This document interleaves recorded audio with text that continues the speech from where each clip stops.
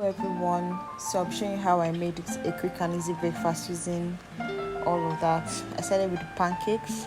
In a plate I added all the dry ingredients, which includes the flour, sugar, salt, baking powder, and when I was done I added butter, mixed everything together. When it was properly mixed, I broke in 2 eggs. I broke the 2 eggs in because it was meant to be really quick. And then I added milk. I used condensed milk for this.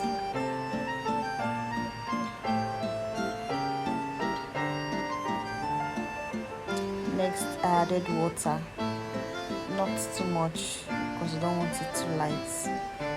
Yes, this is perfect mix. In a pan I added butter and then I started to fry, just real quick. When I was done frying, I fried just 1 egg with just salt and added parsley. I fried it with butter. Next, I fried the sausages and that's all. Yeah, enjoy.